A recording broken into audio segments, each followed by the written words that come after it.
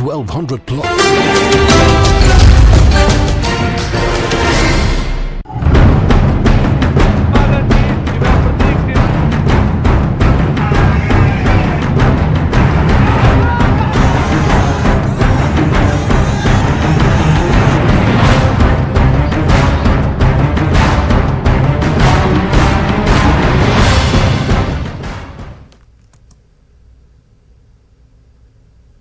आदाब नाजरीन, खबर दोपहर के साथ मैं हूं मुनज़्ज़ा शाह। बात करेंगे यूपी में दूसरे मरहले के इंतखाबात की।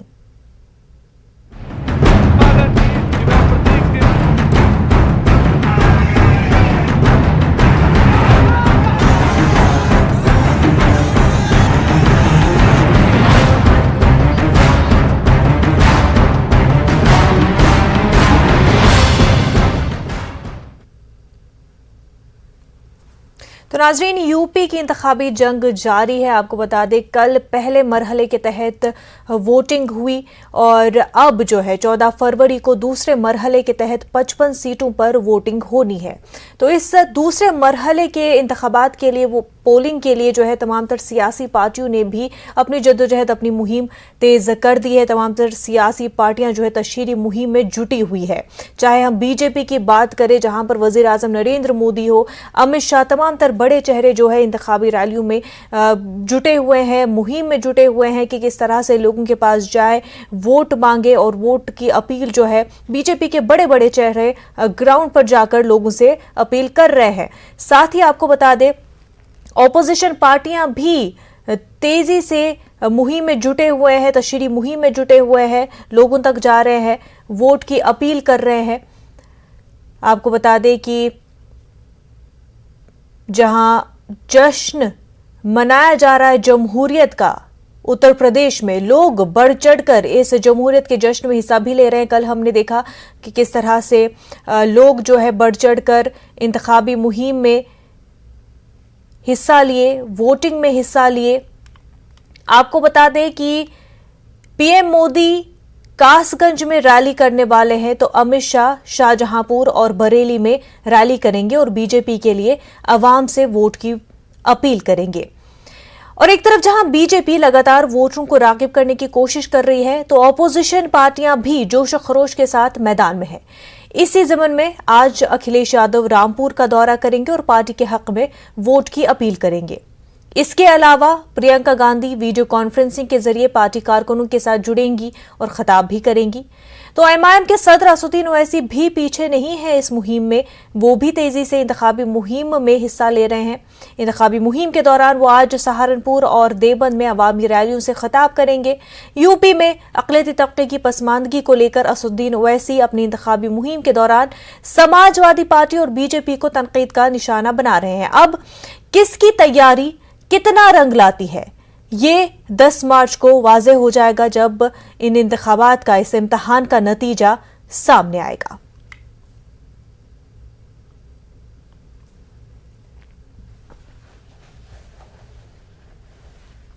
तो आपको बता दें कि कल जो है 58 सीटों पर, 11 डिस्ट्रिक्ट्स के 58 सीटों पर वोटिंग हुई।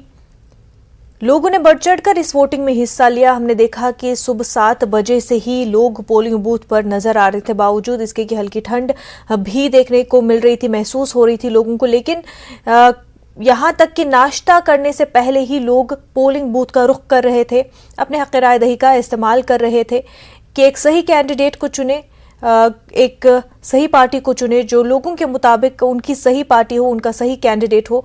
उसको जिताने के लिए लोग पोलिंग बूथ का रुख कर रहे थे, अपने वोट का इस्तेमाल किया लोगों ने। 11 डिस्ट्रिक्ट्स की हम बात करें, जहां पर पहले फेज में यानी कि कल वोटिंग हुई। मुजफ्फरनगर, मीरठ, बागपत, गाजियाबाद, बुलंदशहर, शामली, हापुड़, गौतम बुद्ध नगर, अलीगढ़, मथुरा, आगरा, ये वो जिले हैं, ये वो डिस्ट्रिक्ट्स हैं जहां पर कल पोलिंग हुई, कल वोटिंग हुई।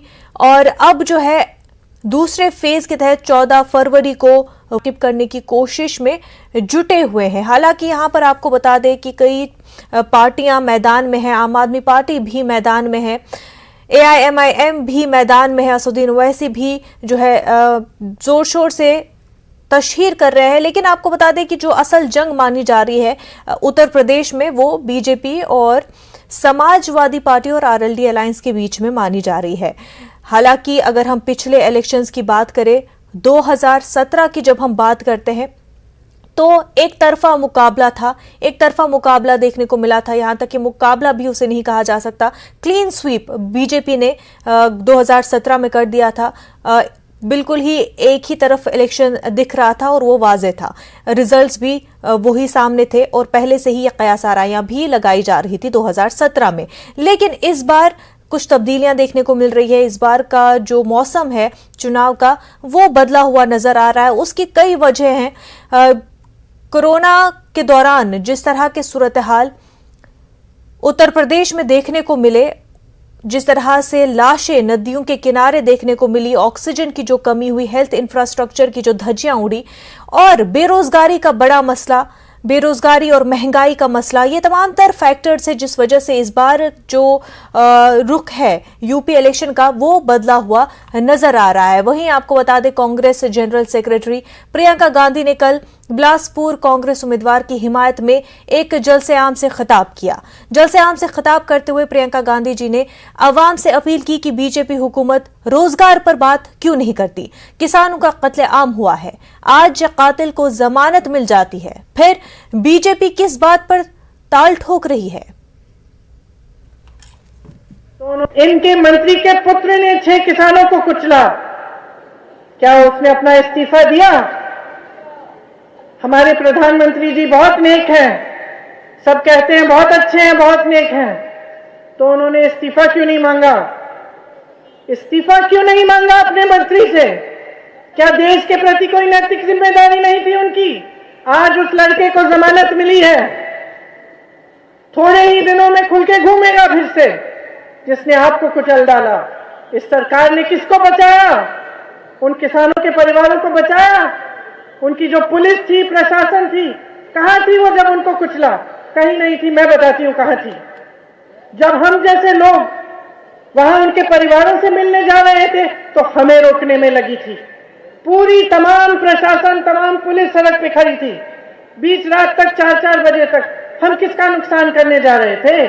जिसका नुकसान हुआ उसको तुमने बचाया नहीं। जिसने नुकसान किया उसका बाप तुम्हारे साथ स्टेज पे खड़ा होता है आज भी।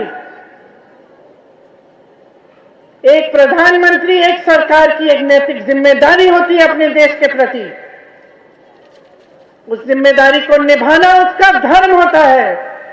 हर धर्म से ऊपर होता है वो धर्म।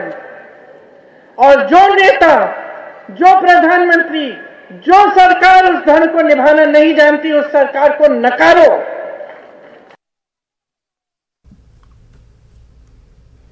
वहीं आज मुरादाबाद में उत्तर प्रदेश कांग्रेस पार्टी की इंचार्ज प्रियंका गांधी ने रोड शो किया। ये रोड शो शाम में मुरादाबाद की जामा मस्जिद से शुरू हुआ। इस बार मुरादाबाद के असेंबली हलके में मुरादाबाद शहर और मुरादाबाद देहात सीट से चाचा और भतीजे कांग्रेस के निशान पर इंतखाबी मैदान में हैं। मुरादाबाद की देहात सीट से हाजी इकराम कुरैशी समाजवादी पार्टी के मौजूदा रुकन असेंबली है। इस मर्तबा आपको बता दें, समाजवादी पार्टी ने उन्हें टिकट नहीं दिया है। इससे नाराज हाजी इकराम कुरैशी ने समाजवादी पार्टी का साथ छोड़कर कांग्रेस का हाथ थाम लिया। हाजी के भतीजे हाजी रिजवान कुरैशी को कांग्रेस ने मुरादाबाद शहर सीट से पहले ही अपना उम्मीदवार बनाया है।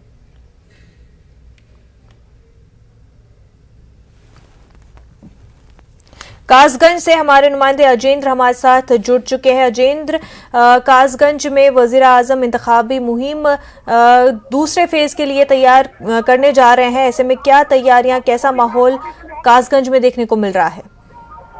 मैं आपको बता दूं, यहाँ प्रधानमंत्री मोदी जी 2:20 पर पहुंचेंगे। उससे पहले 1:30 पर उत्तर प्रदेश के मुख्यमंत्री योगी आदित्यनाथ पहुंचेंगे। पूरी तैयारियां कर ली गई हैं। लोगों का आना, कार्यकर्ताओं को आना शुरू हो गया है और भारी संख्या में लोग अभी तक पहुंचे हैं और भी लोगों के आने की संभावना जताई जा रही है। लोगों के बैठने के लिए व्यवस्था की गई है और तमाम पुलिस फोर्स, चप्पे पर पुलिस फोर्स तैनात कर दिया गया है। चाहे एसपीजी की सुरक्षा रही हो, चाहे लोकल पुलिस रही हो, आसपास के जिलों से तमाम पुलिस फोर्स को बुलाया गया है जो सुरक्षा में तैनात है। जी कितने बजे तक वजीर आजम लोगों से खिताब करेंगे अजेंद्र? ये 2:20 पर यहाँ कासगंज पहुंचेंगे प्रधानमंत्री जी। उसके बाद जनसभा को संबोधित करेंगे और यहीं से कासगंज जिले से वर्चुअली के माध्यम से एटा, फैजाबाद, बदायूं, फर्रुखाबाद, शाहजहांपुर, संभल जैसे जिलों के लिए वर्चुअली संवाद भी करेंगे। तो बता दें अजेंद्र के कासगंज में बीजेपी की जानिब से कौन लीडरान मैदान में है और उनके मुकाबले में कौन खड़े हैं? मैं आपको बता दूं, यहाँ कासगंज जिले में 3 सीटें हैं। तीनों सीटों पर भारतीय जनता पार्टी का सपा से कड़ा मुकाबला है, क्योंकि यहाँ ये पटियाली विधानसभा क्षेत्र है, यहाँ पे ये मोदी जी आ रहे हैं। यहाँ आजम खान की परिवार की जो बहू है सुल्तान, वो समाजवादी पार्टी के प्रत्याशी है, इसलिए हॉट सीट मानी जा रही है। और लगातार यहाँ देश के प्रधानमंत्री से तमाम नेता आज मंच पर संबोधित करेंगे तो अपने कार्यकर्ताओं में जोश बढ़ेगी। जी, क्या मुद्दे हैं कासगंज में? लोग किन मुद्दों को देख करके वोट डालने जा रहे हैं? मैं आपको बता दूं, यहाँ कासगंज जिले में शिक्षा, रोजगार और स्वास्थ्य को लेकर विशेष जो मुद्दे हैं, इन्हीं को लेकर चुनाव लड़ा जाना है। उत्तर प्रदेश सरकार द्वारा लगातार प्रयास किए गए थे, उसके बावजूद भी तमाम कमियां रह गई हैं जो अभी तक नहीं पूरी हो पाई हैं। उनको प्रयास करने के लिए वही मुद्दे लेकर, चाहे समाजवादी पार्टी रही हो, चाहे भाजपा रही हो, अपने बड़े मुद्दे लेकर वहाँ जा रही है। गंगा जी के किनारे पूरा जिला बसा हुआ है, यहाँ गंगा की कटरी भी मौजूद है। तो यहाँ पर जो हमेशा पहले बाढ़ आती है तो लोग यहाँ प्रभावित होते हैं, ये होता भी है। जब बाढ़ आती है तो उनको बचाने के लिए, तो किसानों के जो खेती नुकसान होता है उसे बचाने के लिए किस तरह की जो व्यवस्था करें, ये भी अहम मुद्दा है। जी अजेंद्र, लोगों में कैसा मूड देखने को मिल रहा है? विकास बड़ा मुद्दा दिख रहा है लोगों में या फिर सुरक्षा? मैं आपको बता दूं, यहाँ पर विकास का बड़ा मुद्दा है, शिक्षा का मुद्दा है, रोजगार का मुद्दा है, मुद्दा है, क्योंकि यहाँ पर कासगंज जिले में कोई बड़ा हॉस्पिटल नहीं है, जिसकी वजह से एटा, आगरा या अलीगढ़, बदायूं, बरेली वहाँ जाना पड़ता है। तो यहाँ सबसे बड़ा मुद्दा विकास के साथ साथ स्वास्थ्य का भी है, कि स्वास्थ्य के लिए अच्छे हॉस्पिटल न होने की वजह से लोगों को जो बड़ी परेशानी होती है। जी, क्या कहना लोगों का अजेंद्र, क्या पिछले 5 सालों में काम हुआ है? देखो, लोगों को यदि हम बात करें जब हम लोग जाते हैं, बात करते हैं, उनका साफ कहना है कि लोग विकास हुआ है, लेकिन तमाम ऐसी चीजें हैं जो आज भी विकास से होती है। क्योंकि ये जिला काफी जिला सदर विधानसभा क्षेत्र हो, महापुर विधानसभा क्षेत्र हो, यहाँ 3 विधानसभा क्षेत्र हैं, तीनों में ही विकास का बड़ा मुद्दा है। क्यों इंटीरियर क्षेत्र, ये ग्रामीण इलाका माना जाता है, एटा से जुड़ा हुआ जिला है कासगंज। जी अजेंद्र, बेहद शुक्रिया तमाम तर तफसीलात के लिए। तो यूपी के बिजनौर में समाजवादी पार्टी लीडर अखिलेश यादव और आरएलडी लीडर जयंत चौधरी की कल मुश्तरका रैली में सैकड़ों लोगों की भीड़ देखने को मिली। अखिलेश यादव ने अवामी जलसे से खिताब करते हुए कहा कि यूपी के अवाम ने बीजेपी के जमाने में सबसे बुरा दौर देखा है और अब अवाम ये दौर नहीं देखना चाहते। अखिलेश यादव ने कहा कि इस मर्तबा बीजेपी की शिकस्त तय है। वज़ीर आला योगी आदित्यनाथ खिताब कर रहे हैं, सीधा रुख करते हैं। प्रदेश को विकास की एक नई ऊंचाई पर पहुंचा करके हर जिले में एक मेडिकल कॉलेज बनाएंगे। आज शाहजहांपुर में अपना एक मेडिकल कॉलेज की स्थापना भी हो गई है। कोरोना कालखंड में फ्री में टेस्ट, फ्री में उपचार, फ्री में वैक्सीन, सबको वैक्सीन। वैक्सीन कितने लोगों ने लगाया है? यहां पर कितने लोगों ने वैक्सीन लिया है? आपको धन्यवाद। पहली डोज सभी लोगों ने ले ली है, दूसरी डोज 75% लोगों ने ले ली है।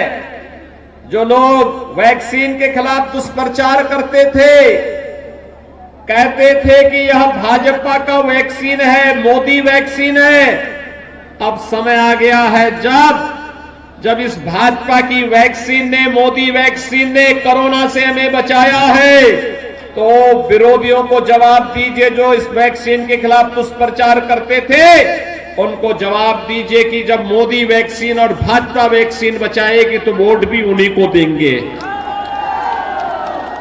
आप सहमत हैं ना? और भाइयों बहनों, फ्री में वैक्सीन है, सबके लिए वैक्सीन है, तो सबके लिए फ्री में राशन भी है।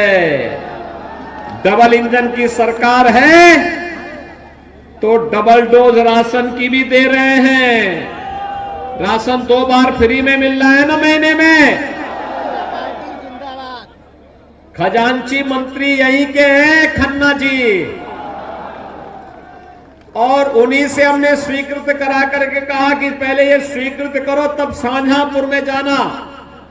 और भाइयों बहनों, उन्होंने स्वीकृति दी कि गरीब के लिए अगर फ्री में राशन होगा तो सरकार अपने खजाने से पैसा देगी। और भाइयों बहनों, आज हर गरीब को फ्री में राशन की सुविधा भी उपलब्ध करवाई जा रही है। आपने विकास होते हुए देखा होगा, जहां कहीं बिजली नहीं वहां बिजली जा रही है, जहां कहीं सड़क नहीं थी वहां सड़क जा रही है, जिस गरीब का बैंक में अकाउंट नहीं था उसका बैंक में अकाउंट खोला जा रहा है। और यही नहीं भाइयों बहनों, हर विकास की योजना का लाभ हर गांव को, हर गरीब को, हर किसान को, हर नौजवान को उपलब्ध कराने का कार्य किया जा रहा है। पर्व और त्योहार शांतिपूर्ण ढंग से संपन्न हो रहे हैं, किसी भी प्रकार की कोई दुविधा नहीं। प्रदेश देश के महापुरुषों का सम्मान हो रहा है, और जब सम्मान की बात होती है तो भाइयों बहनों, भारतीय जनता पार्टी का विकास तो आपको हर गांव, हर गरीब, हर किसान, हर नौजवान और हर महिला के साथ मिलने वाली योजनाओं के साथ देख सकते हैं। लेकिन अगर समाजवादी पार्टी के विकास की बात करते हैं, मैंने पूछा समाजवादी पार्टी के अध्यक्ष से, वे पूर्व मुख्यमंत्री हैं, मैंने उनसे पूछा कहीं विकास कराए हो? किसको विकास कहते हैं? उन्होंने कहा हमने भी विकास कराया। मैंने कहा कहां विकास कराया? उन्होंने कहा कि आपने मेडिकल कॉलेज बना दिया, आपने सड़क बना दिया, आपने बिजली दे दी। मैंने कहा ये तो हमने किया क्योंकि हमारी जवाबदेही थी, लेकिन तुमने क्या विकास कराया है? उन्होंने कहा विकास हमने भी कराया है। मैंने कहा कौन सा विकास कराया है? उन्होंने कहा हमने कब्रिस्तान की बाउंड्री कैसे बनाई थी। क्या विकास कराया था उन्होंने? समाजवादी पार्टी ने क्या विकास कराया? कब्रिस्तान की बाउंड्री। तो कब्रिस्तान की बाउंड्री से अगर उनको वोट मिलना है तो उपचार भाजपा दे रही है, फ्री राशन भाजपा दे रही है, वैक्सीन भाजपा दे रही है, मेडिकल कॉलेज भाजपा दे रही है, सुरक्षा भाजपा की सरकार ने दिया है। और भाइयों बहनों, शाहजहांपुर की जब बात करते हैं तो ये तो क्रांति की भूधरा भी है। एक तरफ हनुमत धाम है और दूसरी तरफ पंडित राम प्रसाद बिस्मिल, ठाकुर रोशन सिंह और अस्फाउल्लाह खां जैसे क्रांतिकारियों का भव्य स्मारक भी अब तो शाहजहांपुर में हमारी सरकार ने बना दिया है। भाइयों बहनों, इन महापुरुषों ने, इन क्रांतिकारियों ने देश की आजादी के लिए अपना सर्वस्व न्यौछावर किया था। इनके लिए भारत माता का ही वैभव अमर बनाने के सिवाय कोई अपना कार्य नहीं था। इनका अपना परिवार था, लेकिन अपने परिवार के लिए नहीं जिए। देश के लिए, धर्म के लिए इन्होंने अपने आप को बलिदान किया। और समाजवादी पार्टी हो या बहुजन समाजवादी पार्टी या कांग्रेस, ये लोग केवल अपने परिवार के लिए जीने वाले लोग हैं। इन्होंने वंशवाद को बढ़ावा दिया। अगर हम लोग राष्ट्रवाद की बात करते हैं तो ये लोग जातिवाद की बात करते हैं। हम लोग विकास की बात करते हैं तो ये मत और मजहब की बात करते हैं। मैं समग्र विकास की बात करता हूं तो ये लोग कब्रिस्तान की बात करने लगते हैं। मैं गन्ना की बात करता हूं तो ये लोग जिन्ना की बात करने लगते हैं। और भाइयों बहनों, इसीलिए आज मैं आप सबसे अपील करने के लिए आया हूं। उत्तर प्रदेश 1,60,000 करोड़ रुपए का गन्ना किसानों का गन्ना मूल्य का भुगतान कर चुका है। पिछली दो सरकार में सपा बसपा के शासन काल में अगर हम इसको देखेंगे तो भाइयों बहनों, दोनों सरकारों को जोड़ लेंगे 2007 से 17 के बीच में जितना गन्ना मूल्य का भुगतान नहीं हुआ, अकेले हमारी सरकार ने 5 साल से कम समय में उतना गन्ना मूल्य, उससे ज्यादा गन्ना मूल्य का भुगतान किया है।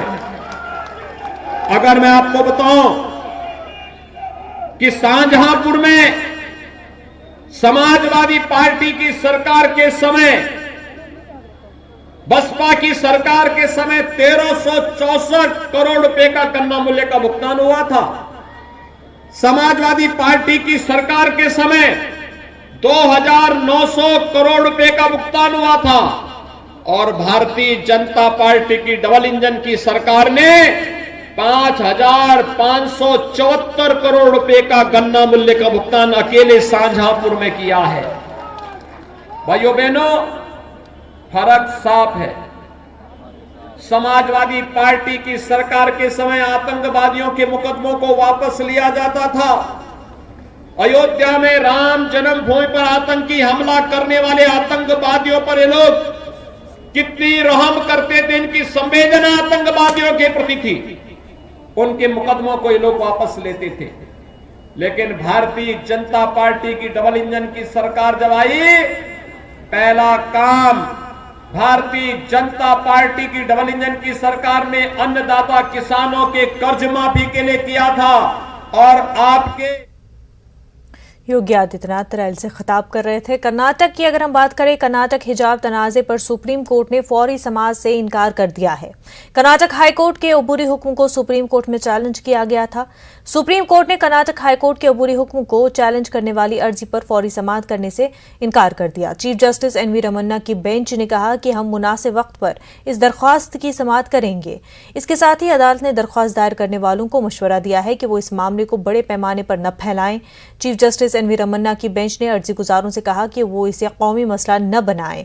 अदालत ने वाज़ेह तौर पर कहा कि दरख्वास्त गुजार इस मामले पर हाईकोर्ट के फैसले का इंतजार करें, जहां पीर को एक बार फिर समाअत होनी है।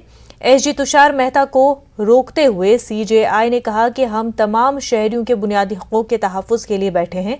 मुनासिब वक्त आने पर इस मामले को सुनेंगे। वाज़ेह रहे, कर्नाटक हाईकोर्ट ने समाअत मुकम्मल होने तक फिलहाल स्कूल कॉलेजों में हिजाब और बुर्का पहनने पर पाबंदी लगाई है।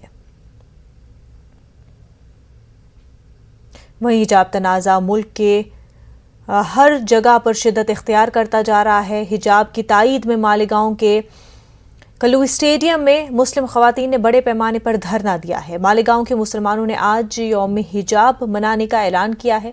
रुकने असेंबली मौलाना मुफ्ती इस्माइल ने हिजाब के खिलाफ आवाज़ उठाने वालों पर सख्त बरहमी का इजहार किया है। उन्होंने कहा कि खवातीन का बाहिजाब रहना इस मुल्क की रिवायत है। वहीं मालेगांव की मेयर ताहिरा शेख रशीद ने उर्दू घर को मुस्कान खान के नाम से मौसूम करने का ऐलान किया है।